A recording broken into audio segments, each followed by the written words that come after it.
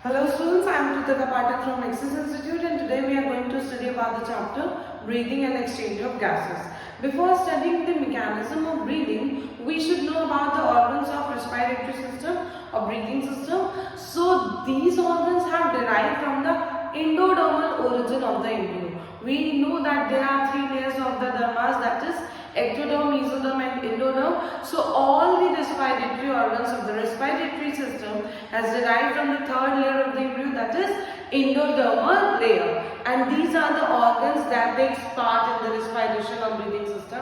That is nose, pharynx, windpipe, that includes larynx and trachea, lungs and alveoli. So all these organs functions together to facilitate the process of respiration and breathing as well. So there are two processes that helps us to take oxygen rich gas inside the body and to exhale the CO2 rich gas outside the body. So these two parts are the conducting part and the respiratory or exchange part. See, the conducting means to carry, alright? Conducting का मतलब ये होता है कि carry करना. तो external nostril से ये ब्रोंकियोल्स तक ये जो कंडक्शन हो रहा है, हमने जब सांस लिया, ठीक है, नॉस्ट्रिल से वो ऑक्सीजन जो है क्या कहते हैं लैरिंक्स और ट्रैकिया से होते हुए ये ब्रोंकियोल्स तक है. तो यहाँ पे सिर्फ ट्रांसपोर्टेशन हुआ और ट्रांसपोर्टेशन को ही हम लोग कंडक्टिंग बोल रहे हैं, ठीक है. यानी कि it transports atmospheric air to the alveoli और बीच में वो एयर ट्रांसपोर्ट होते समय सारे फॉरेन पार्टिकल्स ट्रैप हो जाते हैं inside the mucus and the hair follicles present inside the nose. उसके बाद वो ह्यूमिडिफाई होता है because there is moisturous mucus present inside the nose epithelium. उसकी वजह से जो एयर हमने ब्रीदिंग की होती है, अगर बहुत गर्मी का भी सीजन है तो वो गर्म एयर हमारे नोज के अंदर जाते ही हल्का सा उसका टेम्परेचर कम होता है, फिर हम उसे इनहेल कर रहे होते हैं. तो टेम्परेचर को मेंटेन करने में हमारा ये नेजल पैसेज और ये कंडक्टिंग पार्ट बहुत ज्यादा मेजर रोल प्ले करता है. तो उसके बाद जब ये एल्वेलाई तक पहुंचती है ये गैसेस, तो वो हमारे बॉडी टेम्परेचर भी इक्विवेलेंट हो जाती है. बॉडी टेम्परेचर हमारा 37 डिग्री सेल्सियस होता है, ठीक है. यहाँ तक वो पहुंच चुकी है अब ऑक्सीजन. उसके बाद हमें क्या करना है, इस ऑक्सीजन को ब्लड में पहुंचाना और जो ब्लड में कार्बन डाइऑक्साइड है उसको एल्वेलाई में लेके आना है. तो अभी क्या होगा, अभी गैसेस का एक्सचेंज हो रहा है. इसीलिए जो दूसरा मैकेनिज्म है उसके लिए हमने बोला रेस्पिरेटरी पार्ट और एक्सचेंज पार्ट. इसमें क्या होगा, इसमें जो एल्वेलाई है और जो सारे डक्ट्स है यानी कि एल्वेलर डक्ट्स, उन डक्ट्स में डिफ्यूजन होता है between oxygen and carbon dioxide. Oxygen high concentration inside the alveoli से low concentration inside the blood capillaries में डिफ्यूज होता है और CO2 जो कि हाई कंसंट्रेशन में ब्लड कैपिलरीज में है वो डिफ्यूज होता है इनसाइड द एल्वेलाई, ताकि हम उसे अल्टीमेटली ब्रीथ आउट कर सके, एटमॉस्फेरिक एयर में रिलीज आउट कर सके. तो ये दो पार्ट से कंडक्टिंग पार्ट में हम लोग ऑक्सीजन और CO2 की ट्रांसपोर्टेशन को पढ़ रहे हैं और एक्सचेंज पार्ट में एक्चुअल एक्सचेंज हो रहा है by the process of diffusion, ठीक. उसके बाद हम लोग चलते हैं आगे कि ये जो नोज एक एक ऑर्गन्स को हमें डिटेल में पढ़ना है. तो सबसे पहले हम लोग नोज के बारे में पढ़ लेते हैं. नोज क्या है, देखो नोज में जो एक्सटर्नल नॉस्ट्रिल्स है that is separated by a cartilaginous septum, उन नॉस्ट्रिल से हमने गैसेस को इनहेल किया. हमारे अपर लिप्स पे ये दोनों नॉस्ट्रिल्स प्रेजेंट होते हैं और ये नॉस्ट्रिल्स लीड करते हैं हमको नेजल चैम्बर तक, ठीक. वहां नेजल चैम्बर के पास ये नेजल पैसेज है और ये नेजल पैसेज कंडक्टिंग पार्ट का काम कर रहे हैं जहां से एयर जो है वो कंडक्ट हो रही है टुवर्ड्स द लैरिंक्स साइड. और ये नेजल चैम्बर एक दूसरे से सेपरेटेड होते हैं. अभी मैंने बताया एक नेजल सेप्टम प्रेजेंट होता है. ये देखो ये कार्टिलेज का बना हुआ बीच में जो बोन है that is nasal septum made up of cartilage. और ये कार्टिलेज जो सेप्टम है it is dividing those nasal chambers in between. ये दोनों नेजल चैम्बर्स को बीच में डिवाइड कर देता है दो पार्ट्स में. और इसके बाद ये जो कैविटी है नेजल कैविटी, ये अल्टीमेटली हमारे बकल कैविटी से जाके जॉइन होती है थ्रू दिस सेकेंडरी पैलेट. ये सेकेंडरी पैलेट क्या होता है, देखो यहाँ से ये नेजल चैम्बर अंदर साइड से वो रहा है। तो ये माउथ का इनर पार्ट है जहाँ पे ये बकल कैविटी और ये हमारा नेजल चैम्बर, ये दोनों मिल रहा है एक जगह। कहाँ पे मिल रहा है? 3 बोन्स है, इन तीनों बोन्स का नाम क्या करना है? प्रीमैक्सिला, मैक्सिला और पैलेटाइन। यहाँ पे देखिए आप लोग, आपके अपर साइड में जो जहाँ पे आपका टंग होगा उससे ऊपर जो सरफेस टच कर रही है उस बोन को हम लोग पैलेटाइन बोन कहते हैं। यहाँ पे जो प्रेजेंट है, ठीक है।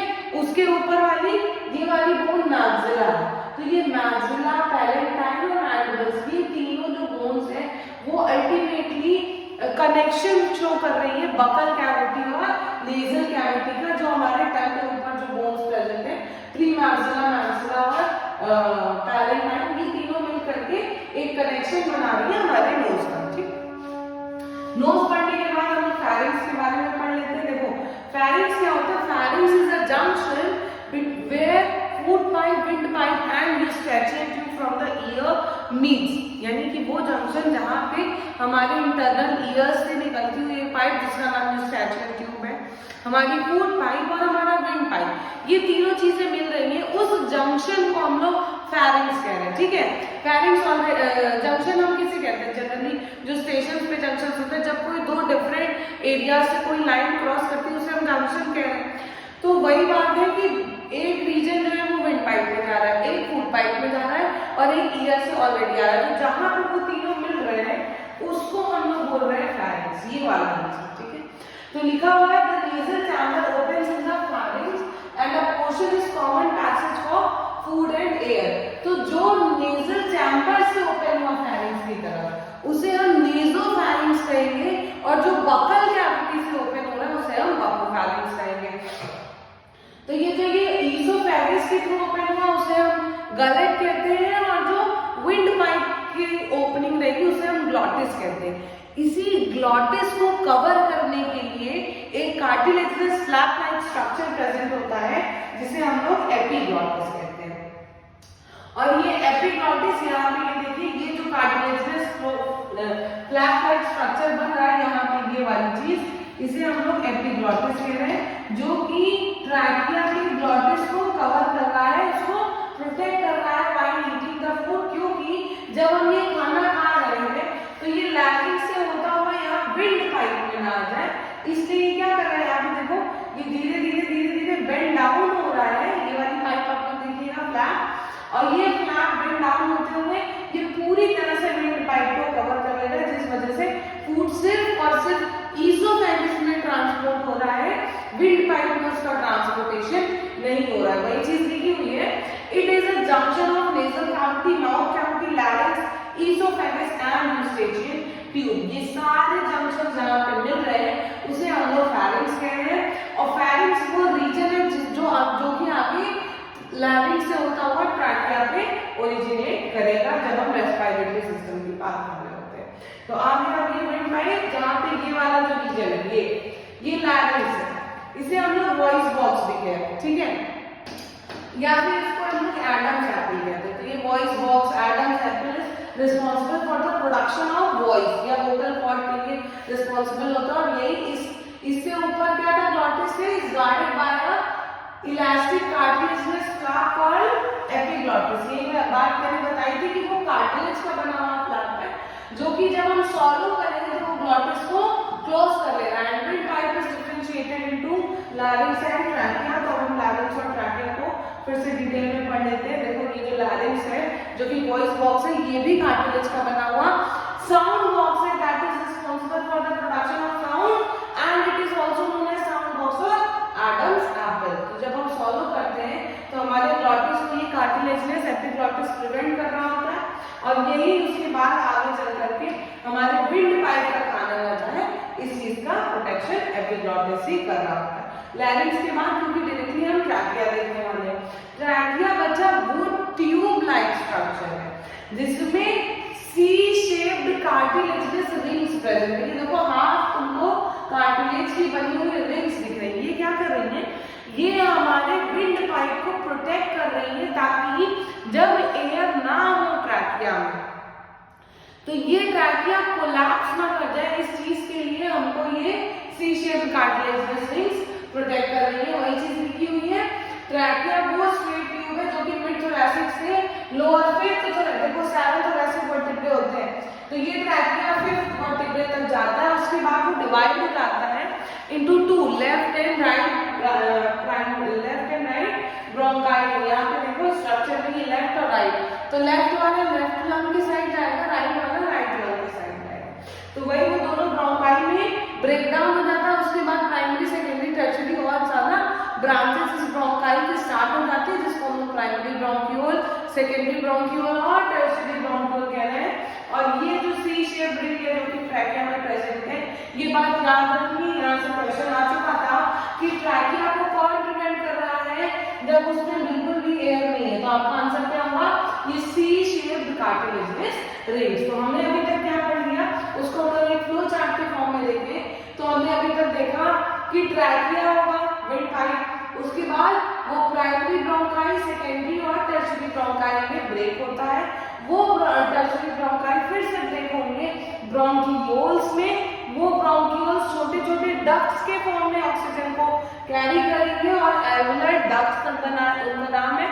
वो डक्ट्स अल्टीमेटली एंड कहाँ हो रहे हैं, एल्वुलाई, और इस एल्वुलाई में एक्चुअल गैसेस डिफ्यूजन होगा। ये चीज हम लोग डायग्राम के थ्रू भी देख लेते हैं, लेकिन पहले हम लोग लंग्स समझ लेते हैं, उसके बाद अच्छा एक काम करते हैं, पहले हम लोग डायग्राम देख लेते हैं फिर लंग्स का समझने ज्यादा इजी होगा आपके लिए। देखो यहाँ पे सबसे ऊपर एपिग्लॉटिस है, यही मैंने बताया था, ये एपिग्लॉटिस लैरिंग से भी ऊपर है, और उसके नीचे larynx, that is voice box responsible for the production of sound. उसके बाद आपको ये ट्रैकिया दिख रहा है ना, इस ट्रैकिया में ये देखो सी शेप्ड कार्टिलेजिनस रिंग दिख रही है, तो ये विंड पाइप से ये पूरा ऑक्सीजन गया और ये दो छोटे छोटे लेफ्ट और राइट ब्रोंकाई में डिवाइड हो गया।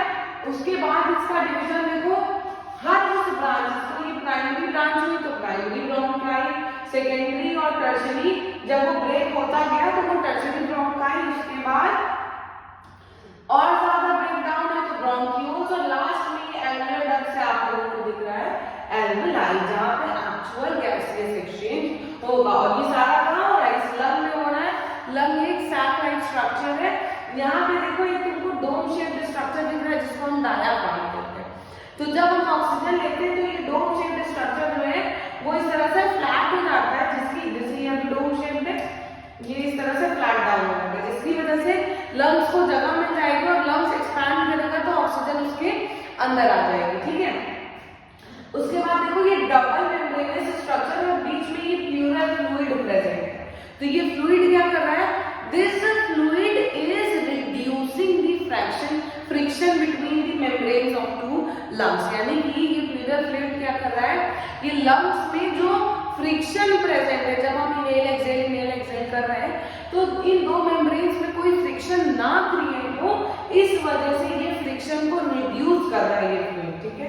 और इस फ्लूइड के दोनों ओर प्लूरल मेम्ब्रेन्स प्रेजेंट होगी, ये सारे रिब्स के दिखाएं क्योंकि चारों तरफ से रिब्स रहते हैं और वो हमारे लंग्स को प्रोटेक्ट कर रहे हैं। तो अब हम लोग लंग्स की फंक्शनिंग एक बार और समझने की कोशिश करते हैं कि हमारे लंग्स क्या है, स्पॉन्जी है, पेयर्ड एज इन दो है और हाईली वैस्कुलराइज्ड है।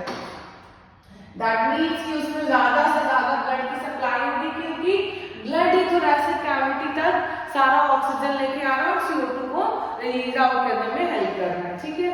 तो सबसे पहले हमने देखा एंटीरियर, पोस्टीरियर, डॉर्सल और वेंट्रल, मैं एक और क्लास में आप लोगों को एक्सप्लेन कर चुकी थी। तो डायफ्राम क्या है, वो पोस्टीरियर रीजन में प्रेजेंट है, रिब्स हमारे लेटरल रीजन में प्रेजेंट है, स्टर्नम वेंट्रल, क्योंकि जहां पे हमारी स्पाइनल कॉर्ड है उसे हम डॉर्सल कहते हैं, तो स्टर्नम आगे, तो स्टर्नम और डॉर्सल का जस्ट अपोजिट है वेंट्रल पार्ट पे जो फ्लैट बोन थी, यहाँ पे देखिए जो फ्लैट बोन थी इस साइड जो प्रेजेंट होगा वो स्टर्नम है। तो जब हम सांस ले रहे होते हैं तो ये स्टर्नम आगे आती है, वर्टिब्रल कॉलम ये पीछे साइड से प्रेजेंट है, यहाँ तक हमारे सारे रिब्स को अटैच कर देंगे, तो ये स्टर्नम आगे आएगा, डायाफ्राम नीचे जा रहा है। नेक्स्ट है हम लोगों ने एयर को इनहेल किया, रिब्स हमारी पैरेलल, ठीक, जिसकी वजह से लंग्स की कैविटी क्या होगा, इंक्रीज करेगी। फिर से सुनो, डायाफ्राम नीचे चला गया, स्टर्नम आगे आ गया, रिब्स हमारी लेटरल थी तो उन्होंने लेटरली एक्सपैंड करने की वजह से लंग्स की कैविटी इंक्रीज हो गई, जिसकी वजह से ज्यादा एरिया बढ़ने की वजह से लंग्स में एयर का प्रेशर कम है, इसीलिए हाई प्रेशर आउटसाइड से, लो प्रेशर इनसाइड द हम इनहेल कर लेते हैं, वही चीज लिखी हुई है। अच्छा ये मैकेनिज्म हम बाद में पढ़ते हैं, पहले लंग्स का स्ट्रक्चर पढ़ लेते हैं कि ये double pleural membrane like structure है जिसके बीच में प्लूरल फ्लूइड प्रेजेंट होता है, ताकि जब दोनों एक दूसरे पे स्लिप करें तो ये फ्रिक्शन जो है वो रिड्यूस हो जब हम ब्रीथ इन कर रहे हैं और ब्रीथ आउट कर रहे हैं। ये देखो ये लाइन याद रखना, alveoli are the functional unit of lungs, और ये लंग्स में जो एल्वेलाई की वॉल है वो रेस्पिरेटरी मेम्ब्रेन है जहां पे एक्चुअल में गैसेस एक्सचेंज हो रहा है, क्योंकि एल्वेलाई की जो मेम्ब्रेन है वो बहुत ही थिन है, इरेगुलर है, इस तरह से बना रही है ना, और highly vascularized, that means high supply of blood is in the alveoli, that is making the alveoli capable of exchanging the carbon dioxide and oxygen respectively, और each lung is composed of approximately 150 million alveoli, यानी कि हर lungs में 150 alveoli present रहेंगी, which is highly great in number, ताकि हम easily oxygen और gases और carbon dioxide का एक्सचेंज कर सके। बाकी की मैकेनिज्म